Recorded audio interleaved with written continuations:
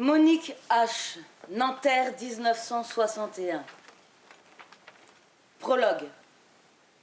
Ce récit se déroule dans le bidonville de la Folie à Nanterre. L'action principale se situe en 1961. Année terrible pour les travailleurs algériens et leurs familles qui peuplaient majoritairement le bidonville. L'Algérie était encore sous domination française, ravagée par 7 années de guerre. Monique H. fut le témoin de cette vie, de ces vies, en marge de la ville lumière. Elle fut actrice des événements tragiques qui s'y produisirent, comme la manifestation du 17 octobre 1961, à laquelle elle participa. Elle quitta le bidonville en 1971, au moment de sa destruction. Acte 1, scène 1. Dans la baraque, 1971. Monique arpente sa baraque de long en large, une boîte de chaussures sous le bras. Sur le mur de planche, 2 photos sont restées punaisées. Elle en décroche une. 3600 jours. 3599 nuits. Une poussière de vie. Déjà 10 ans de vie, de survie, de tristesse, mais aussi de joie et de petit bonheur. 10 saisons d'hiver au vent froid sur le plateau et d'été de fournaise dans la poussière. Toutes ces années rythmées par de petites pierres que tu n'auras pas vécues. Ma chère Friette, où es-tu? Qu'es-tu devenue? Es-tu encore de... Oui, des colonies. Bon débarras. Maintenant, le premier pingouin en chef, c'est Chaban-Delmas. Pas plus tard que le mois dernier, il a promis de détruire le bidonville et de nous reloger. On pensait qu'il s'agissait encore d'une promesse. Promesse de politiciens, somnifère de pingouins. Les gens devraient être très heureux de partir d'ici. Vous me manquez tous. Maintenant, c'est au tour de la baraque de la famille Bourlem et celle des Massères. Regarde ça. Regarde-les, nos amis. Ils ont vieilli d'un coup. Pourtant, nous l'avons tous rêvé, la fin du bidonville. On s'est battu pour ça. Et toi, Friette, tu n'étais pas au dernier rang dans la bagarre. Tu rêvais d'une autre vie, d'une vraie vie, une fois la guerre terminée. C'était ici, au bidonville de Nanterre, en 1961.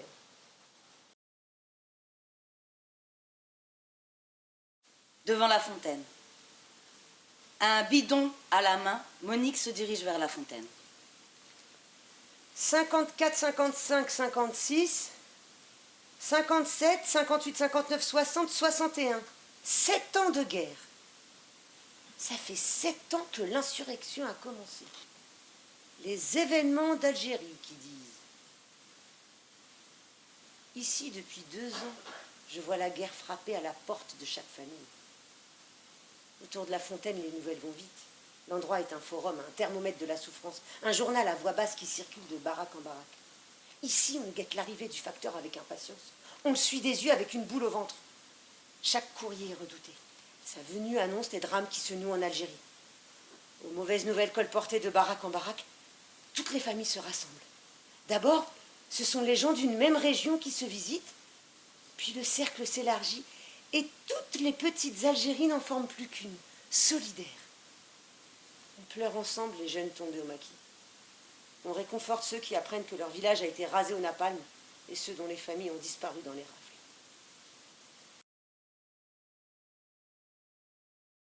Pénètre dans sa cabane en tirant son landau chargé d'un bidon de lait en alu. Elle retire sa veste et vide une partie du contenu de son bidon d'eau dans la grande bassine de zinc. Elle prend une bouilloire posée sur le poêle et verse de l'eau chaude dans la bassine.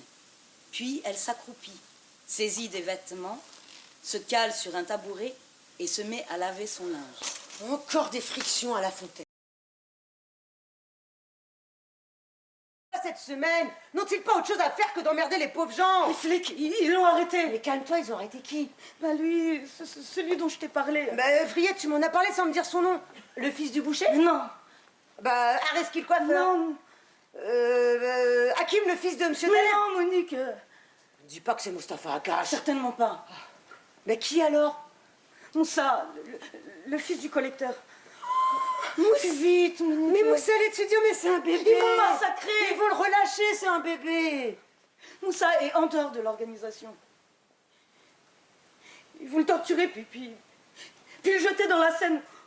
Puis on le retrouvera pendu à un arbre du bois de Boulogne. Ils sont où, les flics? À l'entrée nord. Fais vite, Monique, je t'en supplie. On va tenter la chose, mais sans garantie. C'est des calots bleus ou des mobiles? Des calots bleus. C'est ce que je redoutais. S'il l'emmène, dis-lui que je l'aime. Dis-lui que depuis l'autre jour, à la fontaine, je ne pense qu'à lui. Dis-lui. Oh, Monique, je l'attendrai même 300 ans s'il le faut. 300 ans, c'est pas assez. Tu lui diras, Monique, hein? Oui, oui. Tu lui diras? Je vais essayer. Si le panier à salade n'est pas parti et si je ne tombe pas sur ce sadique de Montaner, c'est jouable. Le capitaine Montaner? Oui, le tueur. Papon l'a fait venir d'Algérie. C'est lui qui commande les calots bleus. Monique. Je vais essayer.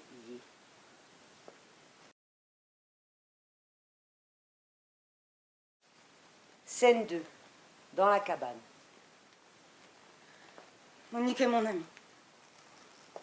Elle m'a ramenée à la vie. En arrivant ici, j'étais déjà morte. Il ne suffit pas d'avoir un cœur qui palpite pour être vivant.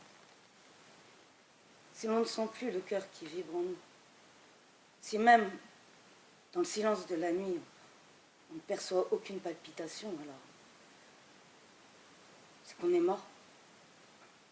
Je respirais, je marchais. Les yeux voyaient tout ce que les autres voient, mais j'étais déjà morte.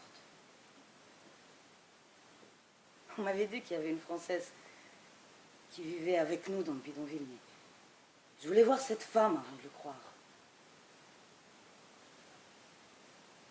Un soir, nous nous sommes rencontrés à la fontaine. Elle faisait la queue comme tout le monde et n'en profitait pas pour griller la politesse dans la file. Mon père, ce saint homme, me disait que l'égalité entre eux et nous, les indigènes, ce serait lorsque plus personne ne profiterait de son statut ou de son origine pour doubler dans la file. De la violence contre les nazis à 20 ans.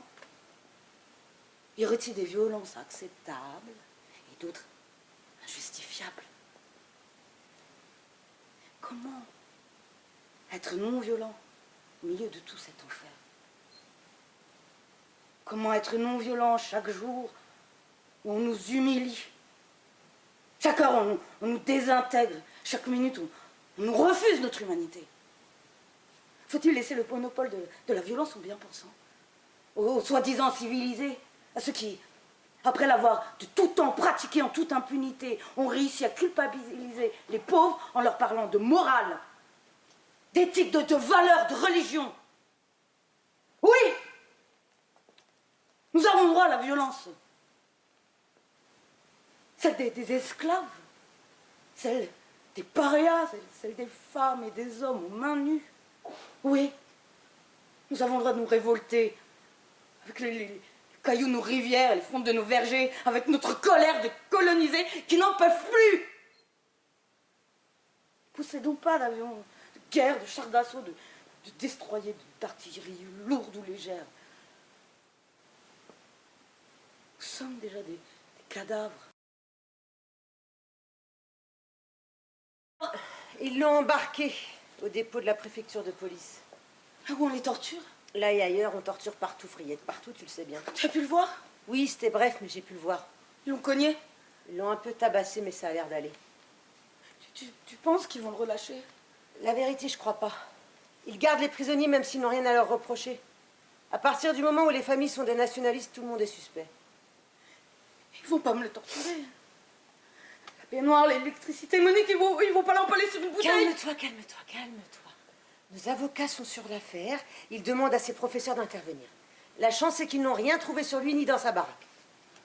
Friette sort de sous son pull une grande enveloppe de papier craft. C'est les cotisations de ce mois. 5 millions. Ça a réussi à me les donner avant que les flics ne l'embarquent. Bien joué, ma fille. 5 millions? De quoi aller se faire bronzer un an à Saint-Tropez en se sifflant des petits bourbons matin, midi et soir. Rêve pas, Monique.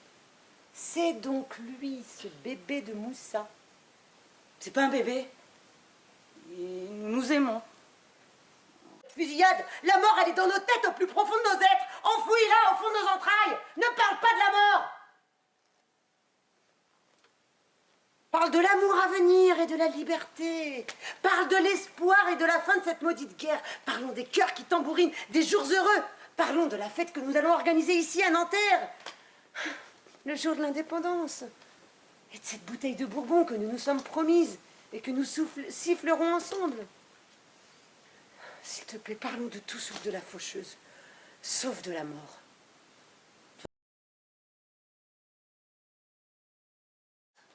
Dans la cabane.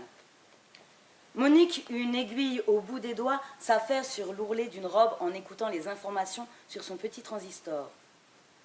La voix du général de Gaulle énonce la proposition de pourparler avec le GPRA et d'un référendum d'autodétermination en Algérie. Ça fait 6 mois que Moussa est en prison. En vivant avec nous dans le bidonville. Non, ça c'est venu après. T'es sûr? Alors c'était de savoir si tu n'étais pas une indique de la police. Non, ta première question, c'était sur le goût du Bourbon. T'as raison.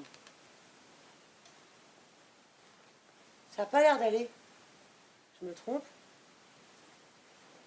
J'ai reçu une lettre du Larzac. C'est Moussa. Comment il va? À la main, Friette se dirige vers la fontaine. Les planches, la boue, la misère. L'eau commun. J'habite avec mes tantes, 2 maisons, que mes cousins sont en prison, et l'aîné de leurs voisins aussi. Tous dans la 2e division de la prison de Fresnes. 1500 de nos frères croupissent là-bas. Les autres dans les camps, Larzac, Dole, Vadonnet. Internement administratif, disent-ils. Nous sommes des Algériens. Les lois ne sont pas faites pour nous. Nous quitterons cet endroit. Ici, autour de la fontaine. Chacun échangera le nom de son village. Tout le monde s'étreindra en une dernière et longue accolade. Les valises seront tellement chargées qu'elles seront entourées de cordelettes avec des rubans rouges et verts. Elles diront au monde: nous retournons sur notre terre en hommes et en femmes libres.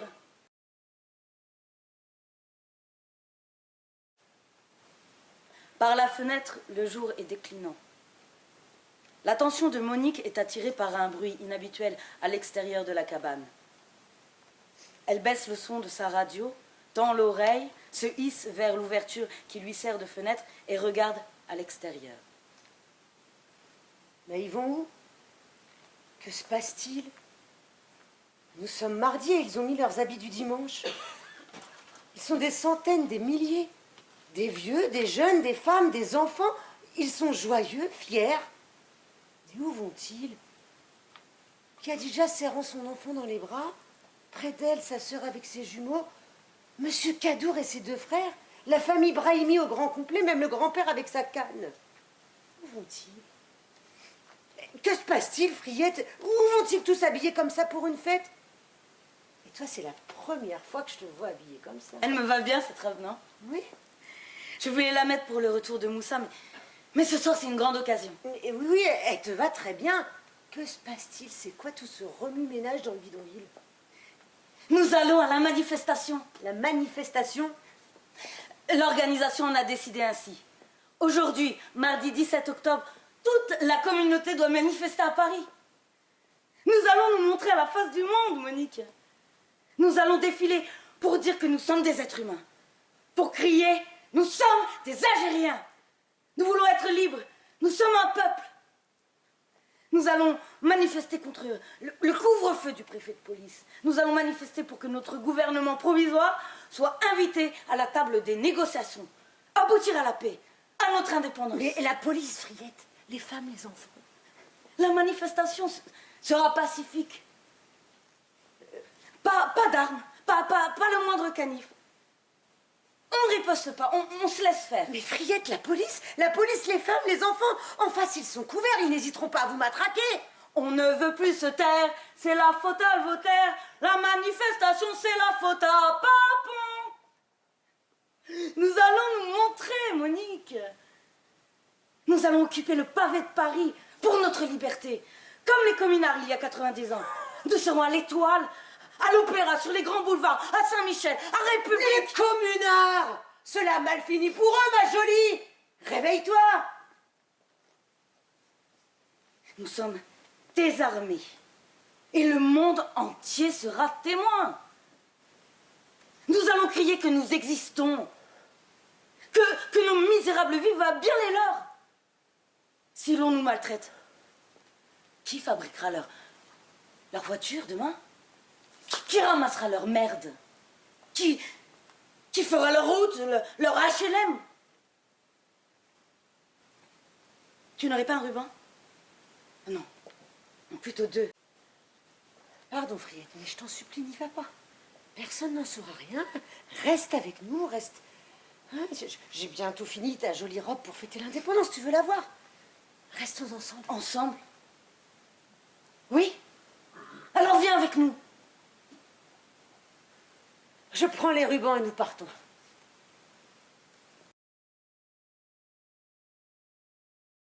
Nous sommes ensemble, Monique. La pluie perlait sur son visage, sur tous les visages.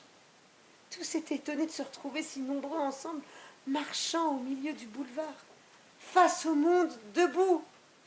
La pluie rinçait les peurs accumulées, les humiliations quotidiennes. Ils sont venus de toute la banlieue, des travailleurs aux mains nues, des familles en tenue de fête, des milliers d'ombres qui criaient et chantaient « Nous existons !» On ne veut plus se taire, c'est la faute à Voltaire. Tout s'est bien passé jusqu'au pont de Neuilly. J'étais dans la foule en surplomb sur le boulevard qui descend vers la Seine. Les casques luisants des gardes mobiles barraient l'entrée du pont de Neuilly. Ils étaient à moins de 100 mètres. Leurs fusils et leurs cirés noirs brillaient comme un mauvais présage. Le cortège avançait toujours aussi joyeux et déterminé, étonné par tant d'audace.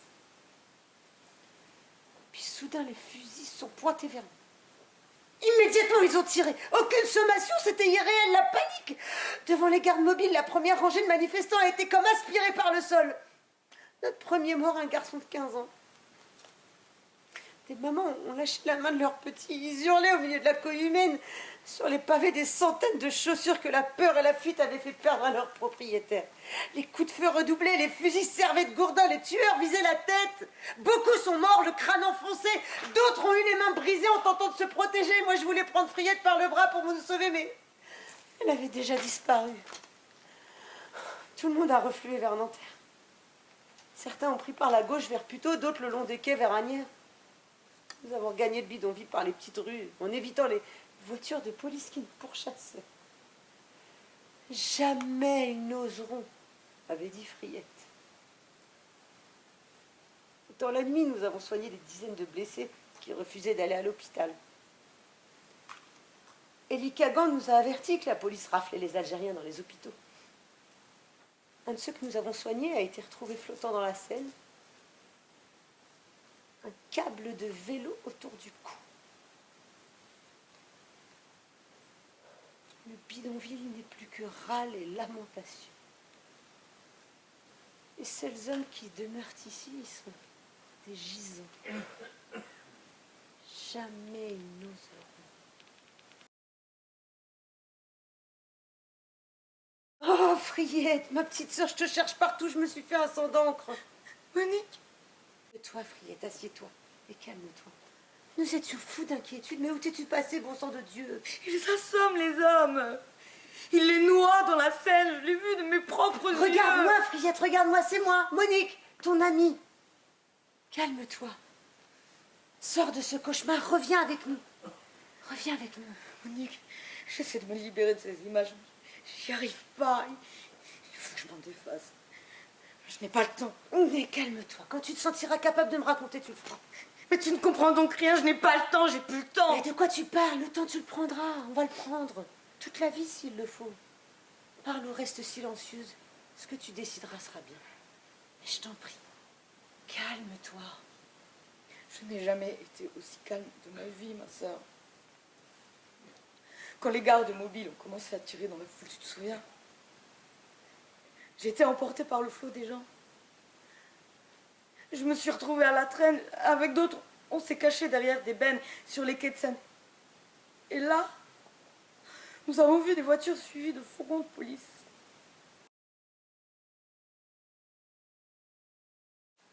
Épilogue.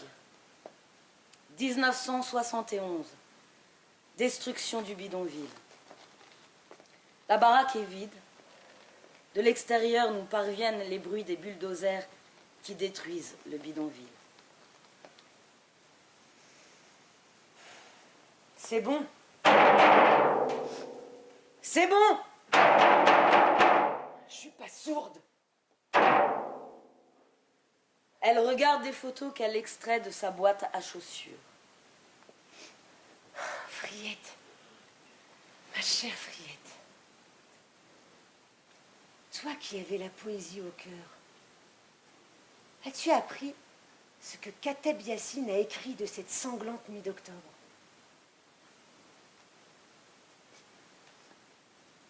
Peuple français, tu as tout vu. Oui, tout vu de tes propres yeux. Tu as vu notre sang couler.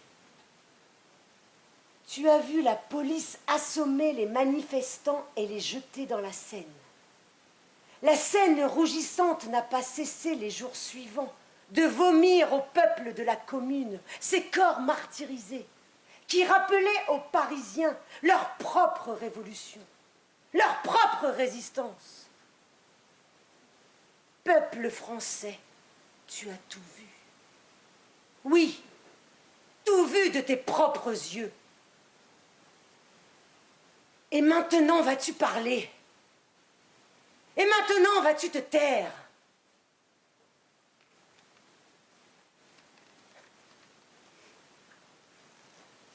La toute dernière fois que nous nous sommes parlé, c'était pour ta robe. Pour aller manifester dans les rues de Paris. Le 20 octobre, un vendredi. Je vous ai toutes vues partir, fières, déterminées. Madame Bento et ses 5 enfants, Madame Lamraoui et ses bébés, Madame Ladem et ses jumeaux, et il y avait aussi Madame Brahim et ses petits. Je vous ai toutes suivies du regard, jusqu'à la sortie du bidonville. Toutes les autres sont revenues. Pas toi, Friette. Pas toi. Tes tantes et les autres femmes m'ont raconté comment vous aviez été magnifiques dans les commissariats face aux flics qui vous bousculaient. Vous n'aviez accepté ni leur nourriture, ni leur couverture, réclamant encore et toujours la libération de vos frères. Lorsqu'ils vous ont relâché au petit matin, tu leur as dit que c'en était terminé pour toi. Tu ne regagnerais pas le bidonville. Elles t'ont vu te diriger vers la gare de Lyon et disparaître dans la foule des Parisiens. Tes tantes m'ont dit que tu étais partie vers le camp du Larzac pour te rapprocher de Moussa. D'autres pensent que tu es peut-être partie en Algérie pour rejoindre le Mali. Mais personne ne t'a jamais revu, Friette. Personne. 2 mois après ta disparition, Fanon est mort. 36 ans. Tu l'admirais tant, Friette. Ah, j'aurais tellement aimé que tu sois avec nous ce soir de décembre. Cette nuit où nous avons veillé à sa mémoire. Là-bas, au même moment, les nôtres traversaient la frontière électrifiée pour enterrer Fanon en terre algérienne. Et aujourd'hui, ton rêve prémonitoire s'est réalisé. L'hôpital de Blida où Fanon soignait les maquisards dans le secret porte son nom. J'aurais tellement aimé être avec toi ce jour où nous avons fêté l'indépendance au bidonville. Des journées inoubliables. Des nuits vertigineuses, des couscous mais succulents, un banquet fabuleux. La fête a duré 1 semaine. Les familles étaient endimanchées pour que dimanche dure 7 jours. Les bannières au croissant et à l'étoile rouge flottaient au vent de la folie, à la lumière d'été, là-haut, au vu du monde entier. Les enfants organisaient des cortèges joyeux dans les ruelles du bidonville, en criant « Ouria, Ouria, liberté, liberté !» C'est bien simple. Toutes les petites filles nées cette année-là furent prénommées Ouria. Qu'est-ce que c'était beau à vivre. Et comme j'aurais aimé que tu partages avec nous cette joie intense, profonde, débordante. Ensuite, on a vu les prisonniers libérés arriver par vagues. Voilà, qu'est-ce que j'aurais pas donné pour que tu sois là, Friette. Le père de Moussa a attendu longtemps son fils. Mais Moussa n'est jamais revenu. On lui a dit qu'il avait été transféré au mois de janvier dans un camp en Algérie. Alors le père de Moussa a fait semblant de croire ce qu'on lui disait. Il s'est réjoui de la libération de tous les autres frères qui retrouvaient les chemins des usines et des chantiers. Puis tes tantes ont regagné leur pays, comme de nombreuses familles. Et nous sommes restés ici. 10 ans debout. 10 ans de misère avec dans la tête des enfants qui grandissent les images du bidonville à jamais imprégnées, diluées dans leurs veines. 10 ans de pétitions pour réclamer toujours des points d'eau supplémentaires, le relogement des familles. 10 ans avec les sadiques de la brigade Z chargés de démolir toute amélioration des cabanes de peur de voir l'extension du bidonville. Tu les as pas connus, ceux-là. La brigade Z surgissait quand les mamans cherchaient leurs enfants à l'école. Et à leur retour, la baraque était par terre. Aussi, pour contourner l'interdiction de s'agrandir, nous déplacions chaque jour les planches des murs de leur baraque, un tout petit peu à chaque fois pour que cela se voie pas. Qu'est-ce que j'aurais aimé que tu vois ça, fillette. C'est bon, j'arrive, je vous dis. J'arrive, je vous dis.